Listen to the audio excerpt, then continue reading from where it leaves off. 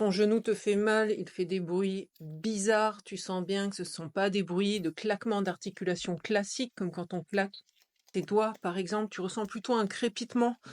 Il est parfois accompagné, ce crépitement, de douleur et de gonflement. Ton genou est en inflammation. Si tu n'as pas de gonflement derrière et uniquement les crépitements, je te recommande les bandes de serrage, les Flossband que je viens de me passer sur les genoux. Je te laisserai en description, du moins dans ma bio, le lien pour t'en commander chez Decathlon. Ils en font des très bien. Je te montre comment les placer. Ça va permettre à ton genou d'être mieux huilé, c'est-à-dire qu'on va activer la circulation sanguine et puis la synovie dans le genou de manière à éviter les frottements. Donc ça va te permettre d'accélérer ton échauffement.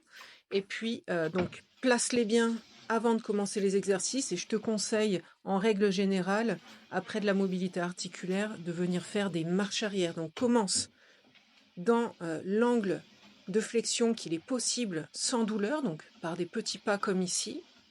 Mets un petit peu de pression au niveau de ton gros orteil et si possible cible l'intérieur du pied, c'est-à-dire l'intérieur du talon et sous le gros orteil, en ayant toujours un point de contact également avec le petit orteil. Donc tu vas pousser avec ce gros orteil dans le sol et au fur et à mesure, tu vas pouvoir agrandir le pas, incliner le tapis ou aller dans une pente progressivement au fur et à mesure des mois d'entraînement. Donc une fois que tu as fait tes premières minutes avec la bande et que tu sens que c'est désagréable de la garder, tu l'enlèves d'un coup et c'est là que tu vas ressentir tous les bienfaits des bandes de serrage qui permettent un afflux de sang et de facteurs de guérison au niveau de ton genou. Tu vas sentir les raideurs disparaître, le genou beaucoup plus fluide et tu vas pouvoir commencer à t'entraîner sereinement.